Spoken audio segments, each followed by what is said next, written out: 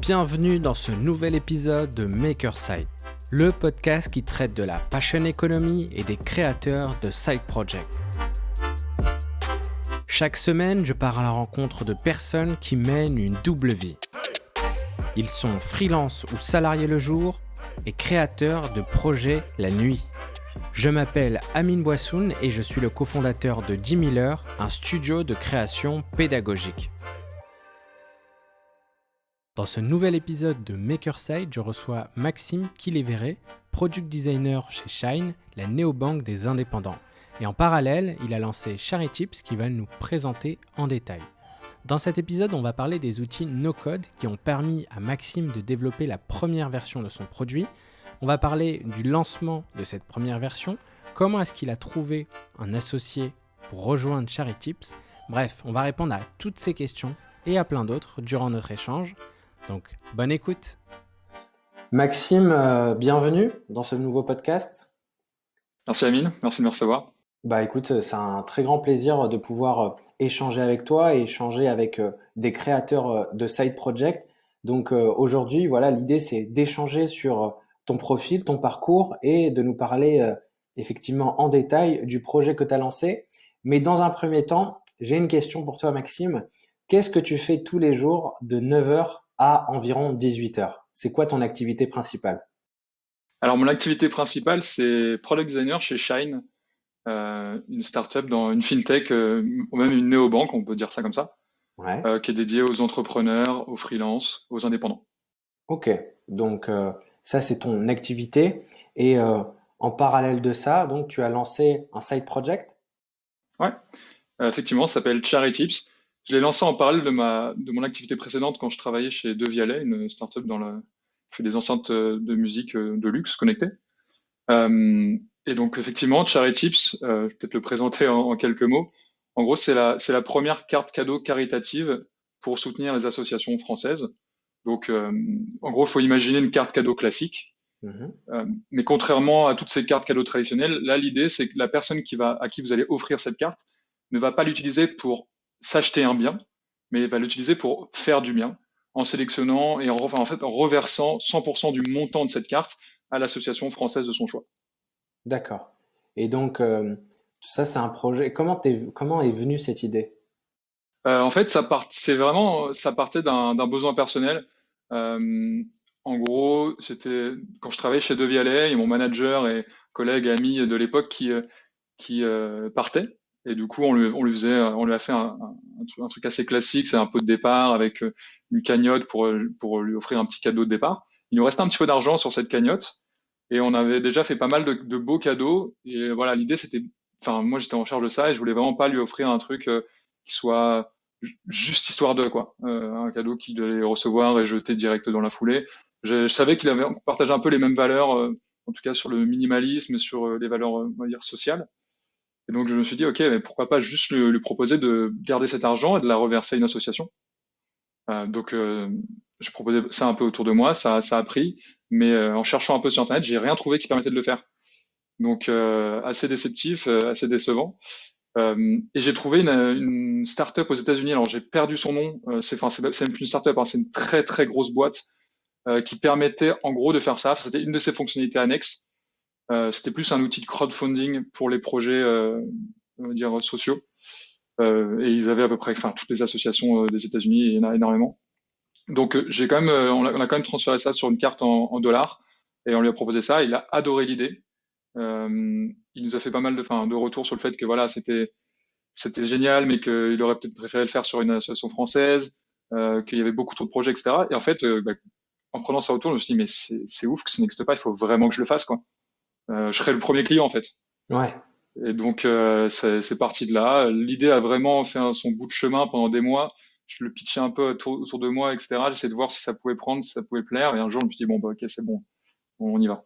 Souvent, d'ailleurs, les meilleures idées ou les idées sur lesquelles on va être le plus efficace, c'est les produits sur lesquels on serait les premiers clients, qui répondent vraiment à un besoin qui nous aurait plu, parce qu'on va se mettre à la place de cette personne-là et on va pouvoir faire le produit qui correspond vraiment à certaines attentes. Non, Euh, c'est clair. du coup, tu as ce problème, t'en parles autour de toi, tu benchmarks un peu, entre guillemets, tu regardes ce qui se fait à l'étranger. C'est quoi ta première action euh, pour, euh, pour avancer sur ce projet? Bah, alors, la toute première action, c'est vraiment d'en parler, comme je disais, autour de moi. À l'époque, c'était dans les bars. Ça, effectivement, c'est un truc qu'on fait plus trop aujourd'hui. Mais, euh, mais ouais, je pitchais l'idée. J'essayais de vraiment améliorer à chaque fois le pitch parce que vraiment, au début, c'était vraiment pas clair. Les gens comprenaient pas, mais je sentais qu'il y avait quelque chose. Et une fois que j'avais cette première proposition de valeur, on va dire orale, bah, étant donné que moi, je suis designer, j'ai l'habitude de faire des interfaces, des sites. Je me suis dit, OK, maintenant, il faut le matérialiser. Donc ma première action, c'est pas forcément une action qu'on conseille d'habitude dans les talks ou les conférences ou trucs de start-up, mais moi j'ai essayé de faire le plus beau site possible en maquette, en design, en UI et en UX, pour vraiment transmettre la proposition de valeur simplement. Et après, je venais avec du coup, j'ai continué à encore faire ça dans les bars. Donc mes potes avec qui j'étais régulièrement, on avait vraiment marre de mon pitch, mais cette fois, je revenais avec mon portable et je montrais les interfaces. Je disais voilà, il y a un projet de toi, là c'est ça, c'est comme ça va ressembler à ça, etc. Est-ce que tu comprends mieux, etc. Et d'un coup, en fait, j'ai compris que ça avait vraiment, enfin, les gens comprenaient beaucoup mieux, Ouais. ça m'a permis d'itérer sur les slogans, les façons de présenter le truc, le nom aussi. J'ai un peu galéré sur le nom au début. Et une fois que j'étais assez confiant sur tout ça, je me suis dit bon bah ok, maintenant faut le faire quoi, faut le développer. Et c'est là que le chemin de croix commence. C'est que moi, j'ai un peu, enfin, je sais coder du web, en web, du HTML, du CSS, etc. Mais c'est sympa pour faire des sites vitrines, pour faire tout un projet qui gère de l'argent avec des automatisations, etc. C'est un peu plus complexe. Et donc, j'ai commencé un peu à creuser tout ce qui est outils de no-code et C'est ça. tout ça. Et là, on arrive à mon sujet, un de mes sujets préférés, qui est effectivement le no-code et toutes les automatisations qui vont derrière. C'est vrai que chez Jim Miller, c'est un des sujets sur lesquels on accompagne énormément de personnes parce que bah on voit énormément de profils qui ont envie de lancer des projets, qui ont des idées et qui malheureusement bah, ne dépassent pas ce stade d'idée parce qu'elles manquent de compétences. Mais par exemple, toi, tu étais designer, il te manquait cette compétence pour pouvoir coder un produit qui avait des fonctionnalités plus ou moins complexes. Et là, tu t'es lancé dans le grand bain du no-code et tu as toi-même créé un prototype de ton produit. C'est bien ça? Exactement. Et à quoi ça ressemblait la première version de Shary Tips? Bah, ce qui est assez marrant, c'est qu'en fait, d'un point de vue interface, c'est quasiment exactement la même chose qu'aujourd'hui. Mais alors, le back-end était, enfin, c'était vraiment différent. En gros, pour faire simple, la landing page était la même, quasiment, quelques textes qui pouvaient changer.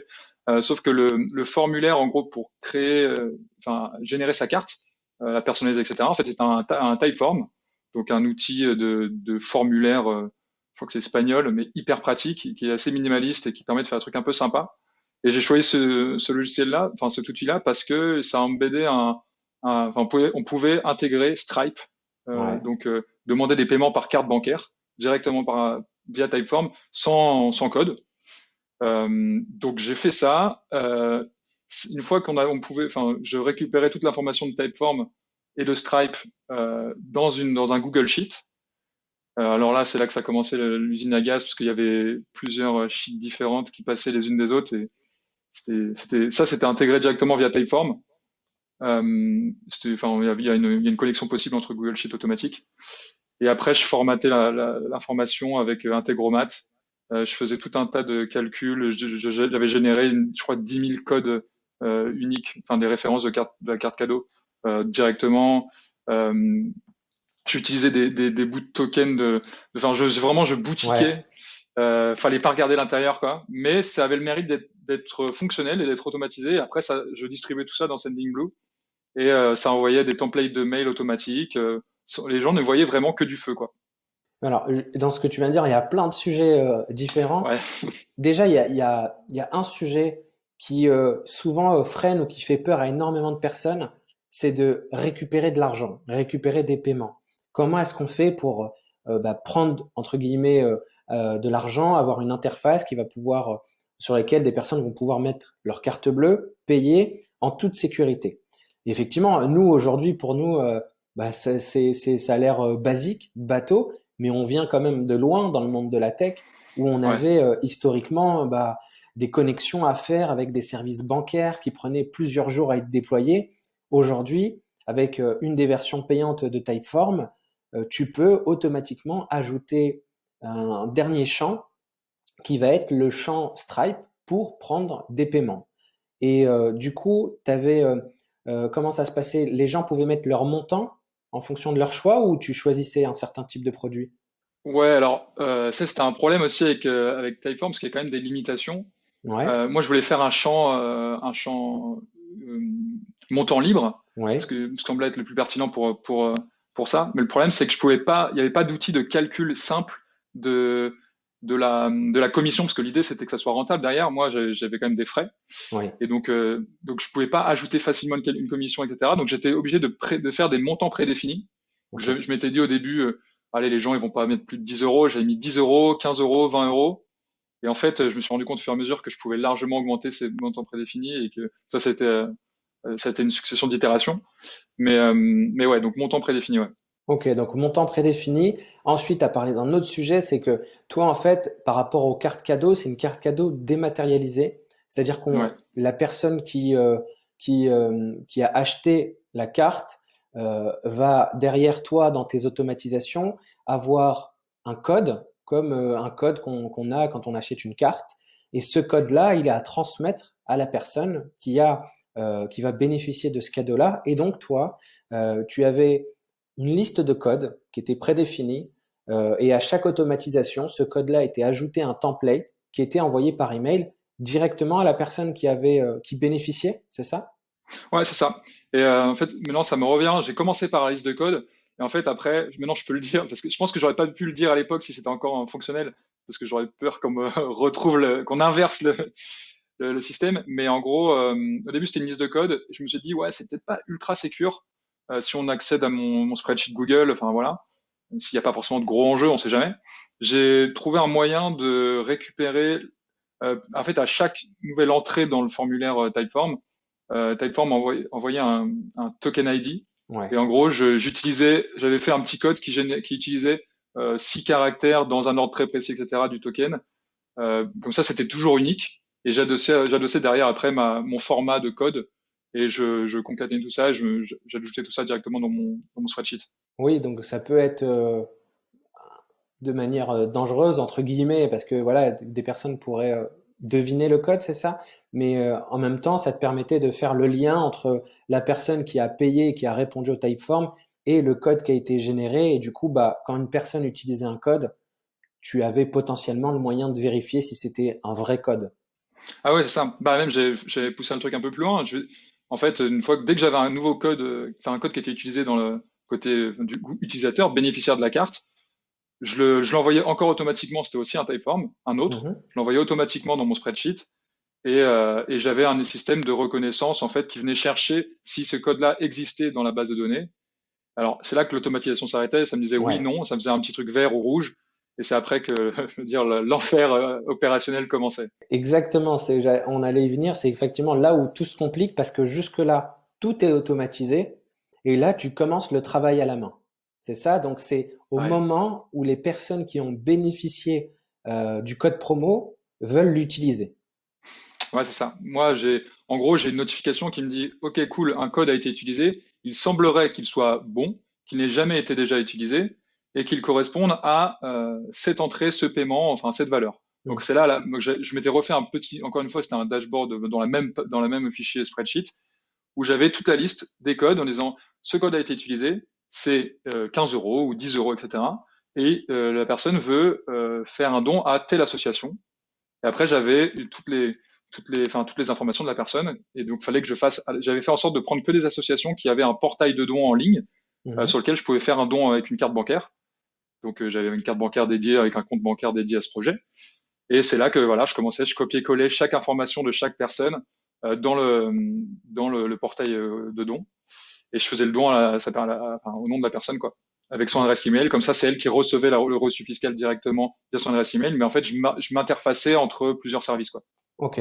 Et donc, qu'est-ce que tu t'es dit au début quand tu as lancé ce projet? Parce que d'un côté, tu as une partie qui est automatisée et tu as une grosse partie que tu fais à la main, qui est quand même pas la partie la plus facile, qui est d'aller sur chaque site d'association, rentrer les informations, donc copier-coller les informations de la personne qui veut faire ce don, mettre ta carte bleue. Qu'est-ce que tu t'es dit? Tu t'es dit, bah, dis-moi tout. Comment est-ce que tu as envisagé ça? Franchement, la toute première, au tout début, c'est plus un truc un peu naïf. Moi, j'étais en mode, c'est OK, j'ai besoin de ce truc-là, je vais le faire. Et puis de toute façon, il y a personne qui connaît le service, donc je vais en avoir au pire, j'en ai avoir quelques-uns à faire tous les mois. C'est pas grand-chose, quoi. Je savais pas trop où je voulais amener le projet, je voulais juste tester. Et après, je me suis dit, moi, pire du pire, ça marche vraiment. Mhm. Tant que je peux le faire à la main et que je supporte la charge, c'est bon. Et puis après, ça veut dire que j'aurais prouvé que ça marche. Je pourrais convaincre quelqu'un de me rejoindre parce que voilà, j'ai de la data, quoi. Il y a de l'intérêt. J'aurais probablement gagné un petit peu d'argent. Donc je pourrais embaucher ou voilà. J'ai fait ça vraiment de manière très naïve, quoi. C'est vrai que je pensais pas que ça allait être aussi galère que ça. Mais au final, on va dire, c'est un problème de riche, quoi. C'est pas Oui. grave, tant mieux. Oui, non, parce que je te dis ça parce que on rencontre souvent des profils qui vont se dire, bon, bah, j'ai une idée, ok, ça, je peux l'automatiser, mais ça, si je le fais à la main, imagine, j'en ai 1000. Et en fait, ils imaginent tout le temps le pire, mais en fait, c'est la meilleure chose qui puisse leur arriver finalement. Bon, bah, t'en as 1000, comme tu le dis, c'est un problème de riche. Bon, bah, tu le fais à la main, et au moins, t'apprends à le faire, tu comprends le process, et ton Exactement. process est rodé. Et si tu veux l'automatiser, bah, tu vas savoir ce que tu dois automatiser, ce que tu ne dois pas automatiser, est-ce que tu dois améliorer le process, etc. Donc, j'ai envie de dire, au pire, ça marche. Et du coup, bah, tu as validé ton idée, parce que c'est aussi ça le but. Ouais. Quand on lance un side project, quand on teste comme toi, tu as tenté, tu as testé, tu t'es dit, si j'en ai plein, c'est que l'idée est validée, c'est que ça marche. Et Ouais, là, puis tu peux aller trouver quelqu'un ou tu peux aller automatiser tous tes process. ça, puis le nombre, en fait, le nombre d'informations, le nombre de choses auxquelles j'aurais pas du tout pensé, que j'ai remarqué en faisant les choses à la main. Enfin, si j'avais voulu faire le produit de base tout directement propre dès le début, enfin ça c'est la légende, hein, mais ça n'arrive jamais. Ouais. Enfin, le nombre de petits détails tout bêtes du X en fait que j'aurais pu oublier. Enfin, c'est vraiment, et le fait de le faire à la main, bah tu le fais une fois, tu te rends compte, et la prochaine fois tu le fais plus quoi, tu changes ou t'adaptes. Mm. Ouais. Tant que c'est artisanal, c'est très simple. Ouais. Par contre, Donc, si t'as pas de connaissances techniques ou t'as embauché une agence ou des freelances, etc., pour faire un produit fini, ils te donnent le truc clé en main, tu te rends compte que ça merde, bah bonne chance, quoi. Là, t'as dépensé tout ton argent, tu vas devoir en redépenser. Enfin, il y a des cycles de validation qui sont très longs. Donc non, non, c'est effectivement faire à la main, c'est do things that don't scale, quoi. C'est le fameux exactement. adage, tu le prends pas au sérieux au début, mais en fait, c'est hyper pertinent, quoi. Exactement. Et du coup, tu as fait ton produit, tu as fait ta première version. Qu'est-ce que tu fais pour faire connaître ce service-là et pour que ça prenne finalement? Alors ça, c'est un vrai enjeu, et un vrai problème. Moi, j'ai pas du tout un profil commercial ou marketing. Moi, j'ai fait le truc, puis je l'ai envoyé, je l'ai posté sur Facebook, quoi, à mes amis Facebook. Et vraiment, mon objectif, c'était de le sortir à temps pour Noël.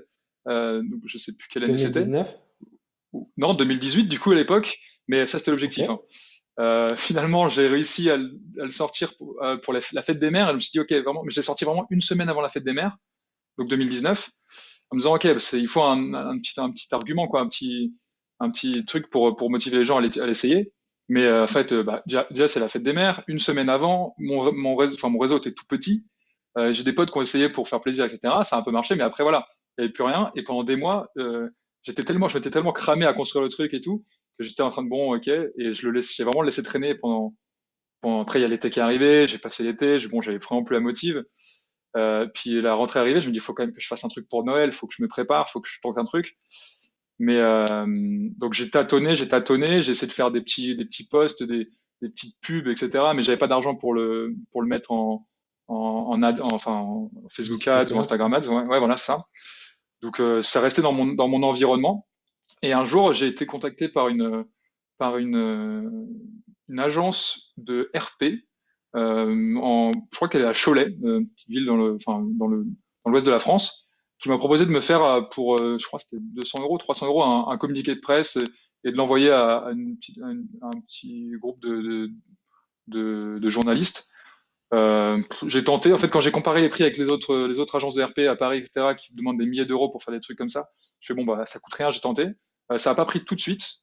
Donc l'idée, le projet, c'était de faire quelque chose pour Noël, donc c'était vers novembre, un truc comme ça. Et quelques semaines après, je sais pas, je pense que c'est lié, mais je sais pas trop. J'ai eu un contact pour la radio, c'est la RCF, la radio catholique française. Donc Ok. radio un peu, enfin, je pensais que c'était une radio de niche, mais en fait, il y a pas mal de gens qui écoutent.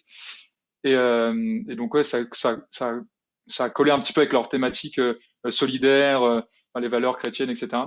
Donc moi, je suis pas du tout dans dans la religion, dans ce domaine-là, mais je me suis dit, ok, c'est cool, c'est une première audience. Et en fait, suite à ça, après, ça a fait boule de neige. Euh, j'ai eu pas mal de retours presse. J'ai eu un reportage sur France 2, une interview sur Europe 1 en live, le Parisien, enfin pas mal de presse comme ça. Et là, ça a explosé. Ok. Enfin, explosé. Tout est relatif, mais c'est vraiment, j'ai eu ouais, des milliers de commandes. Et en fait, en 3 semaines, ça a fait, enfin, tout s'est passé en 3 semaines pour Noël, les 3 dernières semaines, quoi. Et c'est marrant parce que tu vois, par rapport à la thématique dont on parle, side project, etc., on voit bien que dans l'organisation, bah, c'est un peu aussi une organisation de side project parce que finalement, ton projet, au début, c'était pour la fête des mères et tu as laissé un petit peu de temps et finalement, tu pouvais te le permettre. T'étais pas pressé par le temps, tu avais une situation, tu bossais à côté.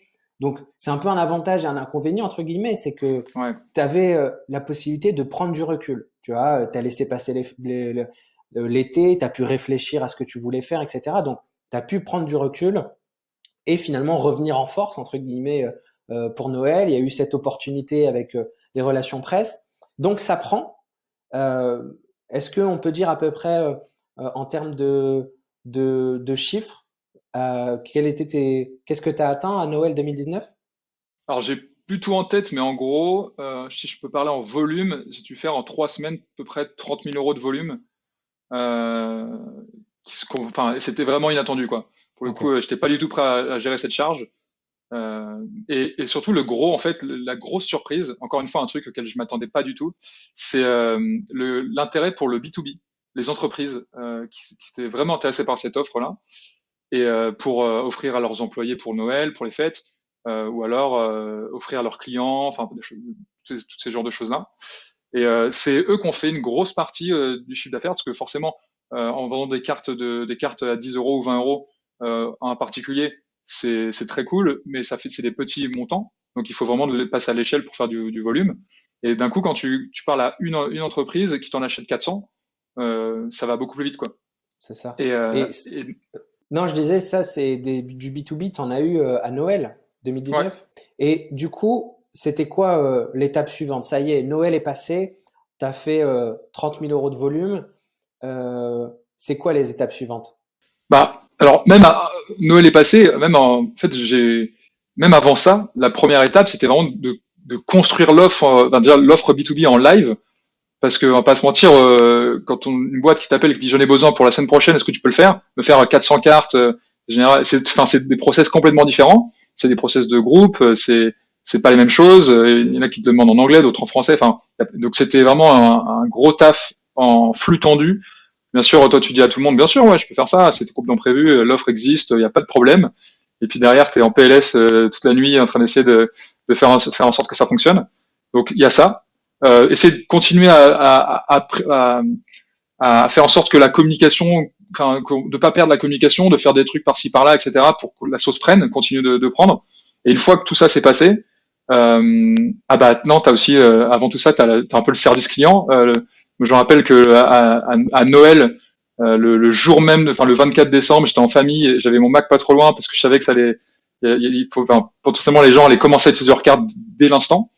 Et le nombre de personnes, par exemple des personnes âgées qui comprenaient pas, qui avaient du mal à reconnaître certains signes de caractère parce que les gens avaient refait les cartes en écrivant à la main le code et du coup ils confondaient les L, les I ou les choses comme ça. Tout ça c'est des trucs, je me suis rendu compte que déjà j'allais enlever des caractères spéciaux, des caractères qui se ressemblaient dans mes codes pour après. Ok. Et en fait les gens, enfin je sais pas si c'était positif ou pas, mais en gros le fait d'avoir fait un site qui était assez beau, esthétique, moderne, qui ressemblait pas à un site d'un mec qui se lance comme ça du jour au lendemain ou à des templates un peu sur l'étagère. Les gens pensaient que c'était une vraie société derrière. Enfin, c'était une vraie société, mais Une grosse avec beaucoup de boîte. gens, etc. Ouais, c'est ça. Et en fait, j'ai eu pas mal de gens qui s'attendaient à un service client genre dans la seconde, quoi. Et c'était donc il fallait gérer cette charge-là. Moi, je répondais donc à minuit 24 décembre à mes mails, etc. Ça s'est plutôt bien passé, mais bon, ça demandait un peu de travail. Et c'est là que du coup, tout l'enfer opérationnel et manuel, on va dire artisanal, a commencé. Et donc une fois que tous les dons ont été claim, en gros, enfin les gens ont fait leurs dons sur le site. Moi derrière, il fallait que je prenne ma carte bancaire et que je les fasse à la main. Et là, j'avais des milliers de dons à faire manuellement. Donc j'ai passé mon mois de janvier à faire des dons, quoi. Bon, on peut dire que c'était un mal pour un bien parce qu'effectivement, ça valide ton modèle finalement, ça valide Ouais, complètement. ta proposition. Ouais. Et du coup, après le mois de janvier, t'as fait toutes les dépenses tous les dons que tu devais faire. Comment t'envisages la suite à ce moment-là? Là, je me suis dit, alors déjà, j'ai fait une pause. Genre, Ouais. ouais, j'ai dit, ok, c'est bon, je vais arrêter de charity pendant une, deux, 3 semaines. Je vais pas en faire. Je vais juste dormir et reposer, voir des potes. Mais déjà, je me suis dit, ok, maintenant, il faut vraiment que je m'entoure et que je trouve un profil complémentaire au mien, technique de préférence.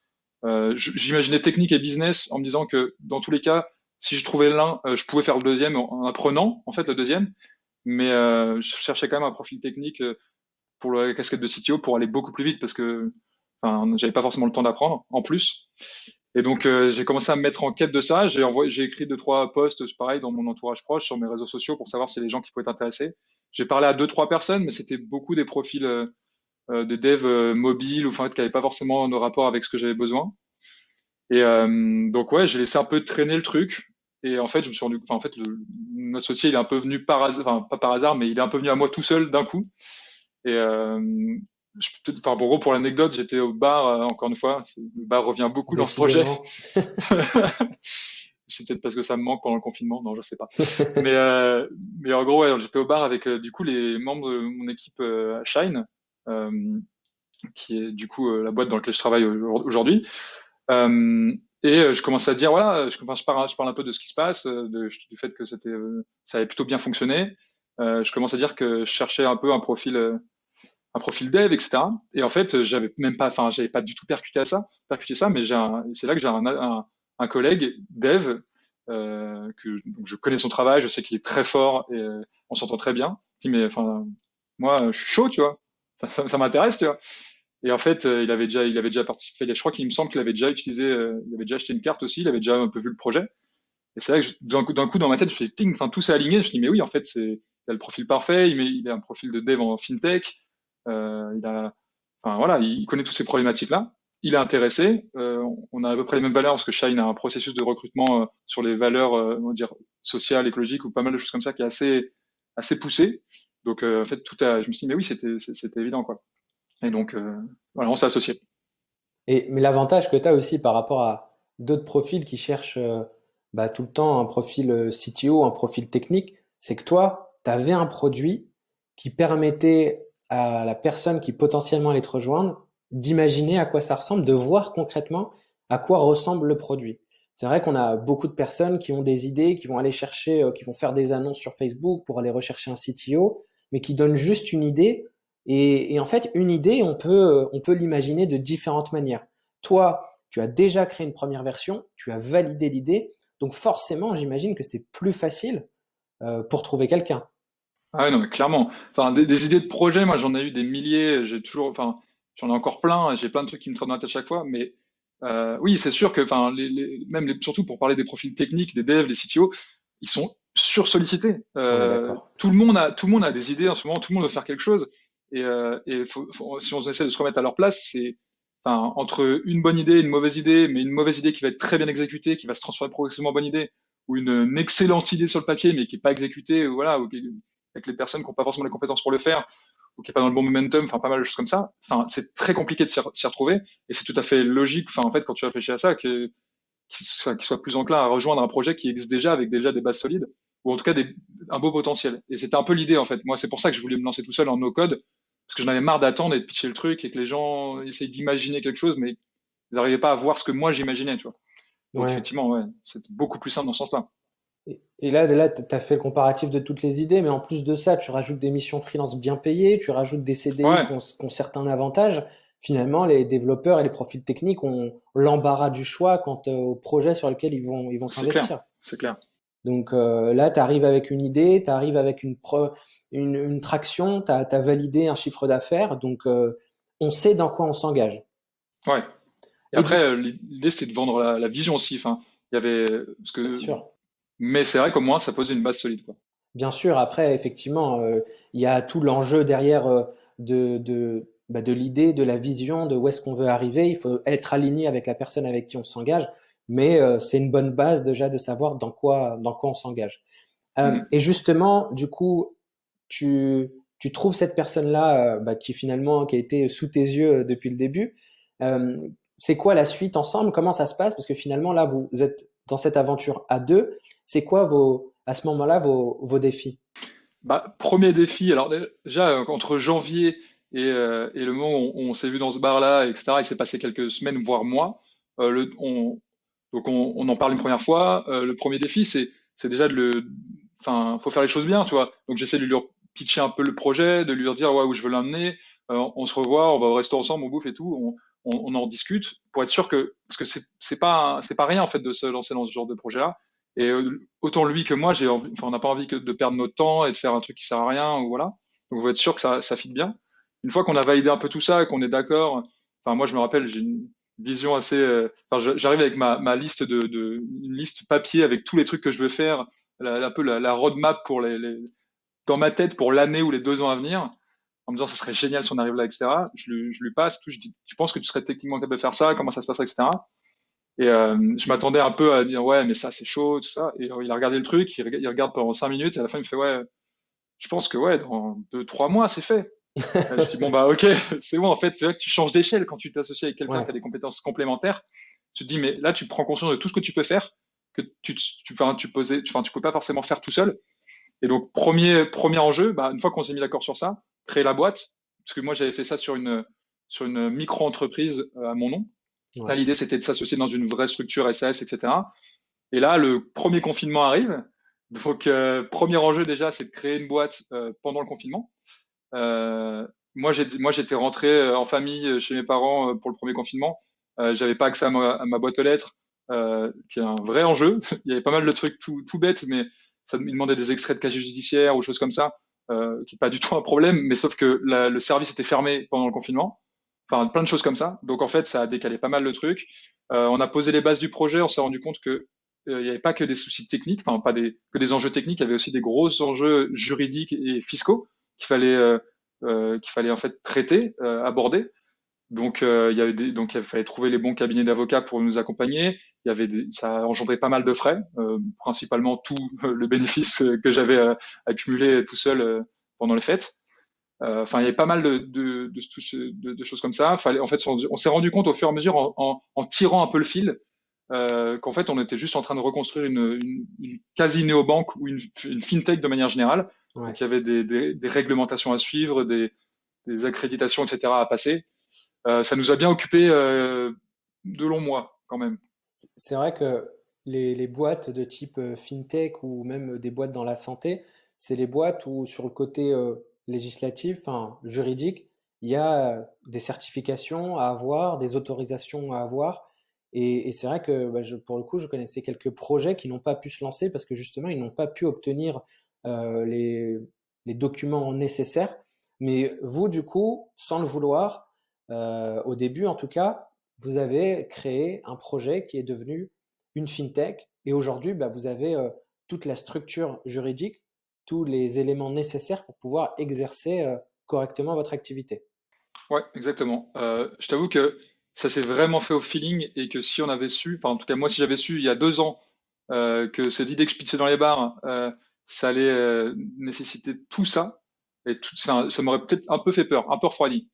Mais c'est l'avantage du coup de tester les trucs au fur et à mesure et des side projects, c'est que tu découpes tellement le projet en petits morceaux et plus tu passes des étapes, plus c'est cool, plus t'as de la validation, plus t'as envie d'y aller, plus ça simplifie théoriquement le problème. Et en fait, tu le fais quoi. Mais ouais, ça demande pas mal de taf. Donc là, finalement, tout ce que tu as mis de côté par rapport à la première expérience qui était à Noël, tout ça, ça repart dans les frais, dans la création de la structure juridique, dans les différents frais que vous devez payer pour avancer. Et là, on arrive à peu près à cette période-là, donc c'était il y a quelques mois. Ouais. Et là, vous fixez des nouveaux objectifs. Il y a Noël, encore une fois, qui arrive. Et du coup, tu l'as pu remarquer, tu as finalement créé un projet qui a caractère saisonnier, Ouais, un peu, ouais. qui a des périodes sur lesquelles tu vas le plus marcher. Donc, ça va être les périodes de fête, les périodes où il y a des cadeaux finalement. Comment t'appréhendes du coup cette nouvelle période qui arrive? Bah, premier enjeu, c'était de basculer tout. En fait, on a reconstruit le produit de A à Z, si ça se voit pas trop de l'extérieur. Il y avait un gros enjeu de bascule entre les deux systèmes. Il fallait reconvaincre nos associations, leur repitcher le truc parce qu'en fait, on se rend compte qu'en un an, les personnes les interlocuteurs ont changé. Enfin, il y a un gros turnover dans les associations. Donc, reconvaincre un peu tout le monde. On en a perdu en chemin, on en a gagné d'autres, etc. Comment ça Et se fait ça pour les associations? Parce qu'effectivement, toi, tu refais un don derrière. Du coup, ouais. pourquoi tu avais besoin de convaincre les associations? Ouais, alors moi, c'est vrai qu'au début, je me suis dit, les associations, concrètement, ce que je leur demande, c'est rien, je vais juste leur donner de l'argent. Ouais, C'est la proposition de valeur, elle est assez sympa. Mais en fait, pour beaucoup d'associations, elles avaient un peu peur au début comment dire, que ça que ça leur prenne beaucoup de temps opérationnel, que ce soit un énième projet qui les sollicite, qui servent à rien, enfin, qui servent à rien, mais qui porte pas ses fruits, qui ne va pas jusqu'au bout, et que elles, leur temps, vraiment, il est vraiment compté. Et elles avaient un peu peur de tout ça. Et donc d'ailleurs, petite parenthèse, c'est pour ça que moi au début, enfin, je les avais présélectionnées via le label, via un label qui les représentait toutes. Mais je suis vraiment arrivé avec leur profil clé en main. J'avais fait tout le travail de recherche, d'élaboration de profil, des textes, des photos, des images, de curation de tout ça, en leur disant, OK, j'ai déjà parlé avec votre label, enfin, il est chaud, il est d'accord, etc. Il n'y a pas de problème, mais c'est à vous qui allez avoir le oui final. Mais voilà ce que je vous propose. Je vous propose la proposition de valeur, et voici votre profil déjà fini. Vous n'avez rien à faire, juste à signer ici, et je vous donne de l'argent tous les mois. C'est un peu le ouais, pitch, c'est un peu comme ça que je l'ai pitché. Et c'est là, et elles m'ont toutes dit, enfin toutes celles qui ont accepté, ont dit, oui, mais en fait, c'est vrai qu'on est tellement sollicité que rien que faire ça, nous derrière, ça a une valeur monstre pour nous. Et on aurait probablement dit non si on avait juste eu un email qui disait voilà, imaginez, ça va se passer comme ça, peut-être vous ouais. aurez de l'argent, etc. Et vous Et donc, devez vous créer un profil, etc. Déjà, rien que ouais, ça. c'est ça, c'est simplifier. Enfin, moi, c'est un peu mon rôle de designer UX, c'est de simplifier l'expérience utilisateur, mais pour tout le monde, pas que les utilisateurs, enfin pour aussi les associations, les bénéficiaires. Mais ouais, du coup, il y a toujours cet enjeu, même si c'est beaucoup plus simple de discuter des associations avec pour lesquelles on a déjà donné beaucoup d'argent. On dit, bah là, on va continuer et on va se développer. Mais il y a quand même des associations ouais, pour elles, c'est compliqué à gérer. Enfin voilà, ils veulent pas s'en là-dedans. D'accord, donc effectivement, c'est peut-être des problèmes de temps, de peur, Ouais, qui fait de temps que principalement, ouais. de temps qui fait que j'imagine peut-être, je me dis, il y a peut-être certaines assos où elle se dit bon, les montants sont pas sont pas énormes, et du Mhm. coup, si pour chaque montant je dois générer, je sais pas, un reçu fiscal ou autre, c'est peut-être ça aussi qui fait que Ouais, c'est pas rentable pour eux. c'est exactement ça. Il y a des associations qui travaillent qu'avec des énormes fondations institutionnelles.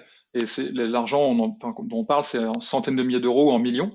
Moi, ok, je leur donne 1000 euros, 2000 euros, 3000 euros, et l'idée c'est de faire de plus en plus, mais pour elles, ça vaut pas forcément le coup. Mais effectivement, tu as soulevé un bon point, les reçus fiscaux, c'est aussi un point important. Donc ça, c'est un truc qu'on a introduit dans le nouveau produit assez rapidement aussi. Maintenant, dès qu'on a le droit, enfin, on est un intermédiaire en financement participatif, on est mandaté par les associations. Donc en fait, on est légitime à établir des reçus fiscaux en leur nom, etc. Donc en fait, l'idée, c'est de leur simplifier encore plus cette étape-là. Donc, ouais, voilà. Donc, dans les étapes, c'est ça, il y avait convaincre toutes les associations, euh, réexister en fait aux yeux du public, parce que, mine de rien, on a fait un peu les morts pendant plusieurs mois. En plus, on a dû couper, un truc assez frustrant, on a dû couper le business, en gros, pendant tous les mois, tout le mois du transfert entre la micro-entreprise et la SAS et l'ancienne version vers la nouvelle version. On a eu pas mal de demandes entrantes d'entreprises, notamment, donc on a gardé le côté B2C, mais le côté B2B, on devait l'arrêter, parce qu'on pouvait pas faire les deux.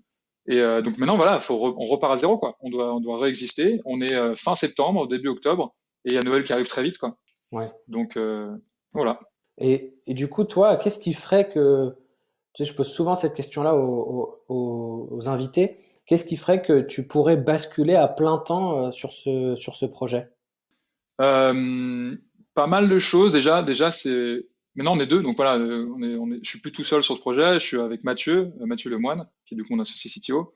Ça serait une discussion à avoir tous les deux. Je pense que tout seul, ça serait pas pertinent. Euh, Oui, parce qu'il y en ait que, un à plein enfin, temps et ouais, un c'est à ça. mi-temps. Ça introduirait trop de dissonance entre les deux. Ça serait compliqué à gérer. En fait, je pense que ça pourrait vraiment être pertinent sur pas mal de sujets en termes de développement commercial. Mais ça voudrait dire ça veut dire se structurer, peut-être valider aussi valider pas mal de choses en amont d'un point de vue business, parce qu'aujourd'hui une entreprise type side project qui génère de l'argent plus ou moins passivement, mais avec des volumes assez moindres, c'est pas la même chose qu'une entreprise qui doit faire vivre deux personnes. Donc, je pense qu'il y a ça serait pour être pertinent pour Cherry Tips, mais il y a pas mal de trucs à valider comme ça avant. D'accord. Et du coup, là, au ce moment, on enregistre le podcast, on est en décembre. Du coup, il y a pas mal de choses qui ont changé par rapport à il y a pile un an. Ouais, Tu as un produit qui est automatisé entièrement cette fois. ouais. Vous êtes deux. La communication, je sais que c'était pas forcément le sujet sur lequel tu étais le plus à l'aise il y a un an. Aujourd'hui, comment tu appréhendes ce sujet d'aller chercher de nouveaux clients? C'est un vrai sujet. En fait, on a la chance d'avoir de la demande entrante qui fait 100% de notre chiffre d'affaires. Euh, En fait, après un peu de recul, je pense que c'est principalement parce qu'on est on est premier sur pas mal de termes en SEO. On a un très bon SEO sur pas mal de termes, étant Ok, donné parce on a un produit de niche et qu'on est le seul qui fait ça. Faisons ça. Visiblement, c'est un produit qui marque un peu. Il y a pas mal de bouche à oreille aussi. On a énormément en gros, à chaque achat ou utilisation de carte, on a un petit formulaire qu'on envoie à nos utilisateurs pour leur demander de noter l'expérience sur 5 étoiles et on a le fameux NPS. Je sais pas si tu es familier avec ça. ouais, Euh, En gros, voilà, on demande s'il nous recommanderait un ami ou un collègue en donnant une note de 0 à 10. En gros, on a 4,8 sur 5 en expérience et un NPS de 73%, ce qui ok, est énorme pour sur le projet. Donc, en fait, on a de la chance de pouvoir s'appuyer sur du bouche à oreille et du SEO un peu organique, parce qu'on n'a pas non plus fait beaucoup de choses à ce niveau-là. Mais après, à part ça, effectivement, en communication, c'est un gros projet, c'est un gros chantier. Nous, ni Mathieu ni moi, on est vraiment outillés pour faire ça de manière professionnelle et pertinente. C'est un sujet sur lequel je travaille beaucoup. Je sais pas encore si il y a tellement de canaux possibles. En fait, j'essaie de me concentrer sur un canal en particulier. En ce moment, je me dis peut-être LinkedIn et la ok. prospection B2B. Voilà, parce que ça a des effets de levier assez forts, du coup, notre offre B2B. L'année dernière, j'avais fait beaucoup de posts Instagram, choses comme ça, mais ça n'avait pas tant que ça décollé, mine de rien, à part la presse, ça, c'était pas si pertinent que ça. Ça confortait un peu mon audience, mais ça la faisait pas décoller. C'est vraiment des chantiers en cours. Je t'avoue Ouais. que je pense que le plus simple, ça sera à la après cette période un peu de rush là de Noël, ça sera de trouver une personne, peut-être en freelance, peut-être des stagiaires dans un premier temps ou choses comme ça, qui sont vraiment à temps plein du coup ce projet-là de communication et qui vont nous aider à développer tout ça. Mais finalement, tu t'adaptes aussi parce que je vois que tu reprends la règle des 80-20 finalement parce que ton chiffre d'affaires, c'est beaucoup du B2B. Et Ouais, donc, bah, c'est ce qui fait qu'aujourd'hui, bah, une de tes pistes, c'est de la prospection sur LinkedIn, du cold emailing, aller contacter des ouais, personnes. En plus, tu as déjà identifié ton persona parce que en B2B, vu que c'est des personnes qui sont venues te chercher, bon, bah, tu fais la liste des personnes qui sont venues te voir et tu vas rechercher les mêmes personnes dans d'autres entreprises avec exactement. des séquences automatisées, soit sur LinkedIn ou des emails. Sauf que toi, l'avantage que tu as, c'est que tu as déjà identifié quels sont les points qui accrochent ta cible B2B, quels sont les avantages. Et donc, bah, je pense que tu vas pouvoir avoir de bons résultats. En tout cas, j'espère, c'est ce que je vous souhaite pour bah, cette nouvelle saison pour vous, étant donné que ça fonctionne comme ça pour Shary Tips. On est bientôt à la fin du podcast. Est-ce que on peut reparler un peu des outils que tu utilises? Bien sûr. On n'a pas encore parlé de l'outil que tu utilises pour créer des landing pages. On va en parler, mais tu as utilisé au début Typeform avec la version qui te permettait de prendre des paiements directement.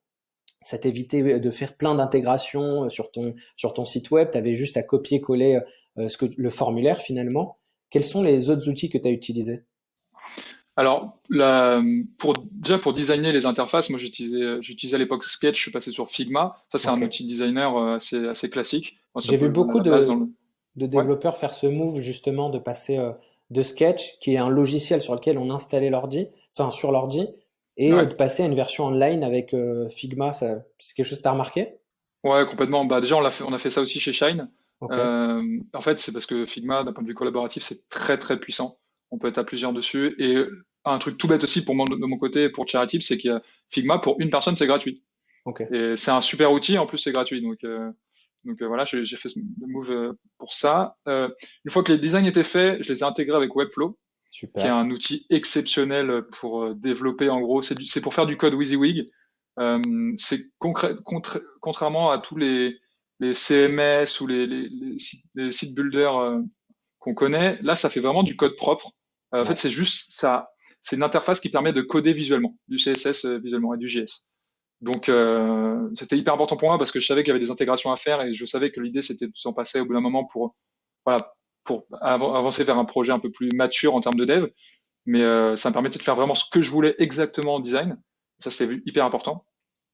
Donc voilà, il y avait Webflow, Typeform. Le gros cœur du réacteur c'était Integromat. J'avais commencé avec Zapier, mais j'ai trouvé ça assez vite limité dans leur version gratuite et même dans la version payante au final. Integromat, c'est un outil, mais que je pense pas assez connu, mais qui est exceptionnel, qui permet vraiment d'automatiser n'importe quoi, et de connecter n'importe quoi avec, enfin, n'importe quelle application avec n'importe quelle application, quoi. ouais, effectivement. Et ça fait faire, on peut faire des scénarios hyper poussés en disant, voilà, l'information passe, on récupère l'information comme ça, on la transmet à cet outil qui va la traiter, qui va la découper, qui va l'envoyer ici, ici, ici. S'il détecte ça, ça fait ça. Et en fait, c'est moi, ça a juste, enfin, alimenter l'intégralité de l'automatisation de Charity, quoi. Et c'est vrai que pour revenir sur Webflow, c'est un outil on est vraiment fan chez 10 Miller. Et même moi en perso, j'ai basculé tous mes sites sur Webflow. C'est vraiment un outil qui va permettre à des personnes qui n'ont pas forcément les compétences techniques bah, de pouvoir créer des sites web et d'aller beaucoup plus vite sur des intégrations. Et en plus, comme des profils comme toi, Maxime, qui sont designers, justement, comme tu le disais, tu vas pouvoir aller vraiment au pixel près, Ouais, reproduire ce que tu fais sur des maquettes, des choses qui parfois sur d'autres CMS sont peut-être un peu plus compliquées, sur lesquelles il faut aller toucher du code, du CSS, alors que là sur Webflow, tu as des menus pour chaque j'ai envie de dire, interprétation graphique que tu as envie de mettre en place. Tu vas pouvoir le faire sur Webflow. Et effectivement, Integromat, je le vois moi souvent aussi, effectivement, dans la version au-dessus de Zapier. Pourquoi? Bah parce que tout simplement, on va dire que c'est pas la même machine. Tu vois bien un peu Integromat, ça a l'air de premier abord un peu plus compliqué, un peu plus sophistiqué, ça mais l'est. ça l'est effectivement. C'est pour ça que Zapier, c'est un bon outil pour commencer. On peut aussi faire quelques MVP, donc ça dépend le prototype, j'ai envie de dire, la version finale que tu as envie d'obtenir sur Zapier, c'est possible. Mais effectivement, quand tu arrives dans certains cas, comme toi, Maxime, eh ben, on a besoin d'avoir des automatisations très poussées. Tu parlais tout à l'heure de générer des ID, tu parlais de choses un peu plus complexes. Donc, effectivement, avec Integromat, ça va aussi peut-être te coûter moins cher parce que toi, comme tu as C'est beaucoup de vrai, volume, clairement. beaucoup d'actions, effectivement, Integromat, c'était la bonne solution pour toi. Donc voilà, est-ce que tu aurais un conseil à donner à des personnes qui voudraient se lancer? Ouais, enfin, ouais, le conseil un peu évident qu'on retrouve souvent, mais faut y aller, faut essayer. Enfin, vraiment, faut pas avoir peur de mettre les mains dedans. Et surtout, faut pas attendre l'idée parfaite. Ouais, Moi, enfin, pour toutes les personnes qui ont un peu des velléités entrepreneuriales, moi, je me retrouve dans ce profil-là. Euh, Tu rêves en regardant des success stories monstrueuses, etc. Mais en fait, tu te rends pas forcément compte de l'idée originale de ces produits-là ou de ces boîtes-là. Et souvent, c'est juste un besoin, un momentum et une compétence. Et en fait, juste, enfin, faut le faire, faut essayer. Et dans tous les cas, l'idée, elle va évoluer. ouais, Donc le plus important, c'est pas de trouver l'idée parfaite, pitcher à un milliard de co-founders pour avoir une équipe parfaite, puis essayer de lever des fonds tout de suite ou choses comme ça. Ça peut, mais vraiment le plus fort dans tout ça, je pense, c'est vraiment d'essayer, d'avoir quelque chose à montrer autour de soi, pouvoir itérer dessus facilement, d'apprendre, de faire ses petites erreurs de son côté. Et en fait, ça, c'est ce qui va attirer les gens. les utilisateurs, les cofondateurs, les clients. Et c'est vraiment la meilleure école, quoi. Exactement. Donc, ouais, c'est mon conseil. Et ce que je retiens aussi de ton parcours, c'est effectivement pitcher son idée un maximum, pas forcément pour trouver des cofondateurs, mais surtout pour voir des retours. Est-ce que les personnes comprennent bien ton idée? Est-ce que tu as la bonne proposition de valeur? Donc ça, c'est ce que tu as fait encore une fois à travers tes rencontres dans des bars avec des amis, des collègues. Et aussi, deuxième grosse leçon qu'on retient, c'est pour trouver un cofondateur, c'est toujours mieux d'avoir un prototype, d'avoir déjà fait quelque chose, parce que déjà, ça montre que tu crois en ton idée, ça montre que tu es capable de prendre des initiatives, d'avoir un prototype fini, et puis ça permet à la personne qui pourrait te rejoindre de mieux visualiser dans quoi elle s'engage. Et effectivement, le fameux conseil, oser se lancer. Ça sera peut-être pas la première idée qui va marcher. Maxime, tu as eu plein d'idées au début.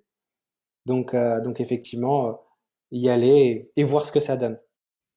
Exactement. Merci Maxime pour cet échange. J'ai vraiment appris énormément de choses. Je suis vraiment admiratif du parcours et du projet, de l'ampleur que ça prend.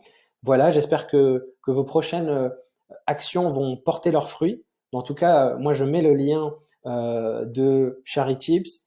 Est-ce que tu as un autre lien sur lequel on pourrait te suivre et suivre ton aventure? En fait, non, charityps.com pour ceux qui sont intéressés. Sinon, ouais, je suis sur LinkedIn, Twitter, Instagram, un peu partout. Vous pouvez me retrouver. Maxime Kiléveré. Super. Merci beaucoup Maxime.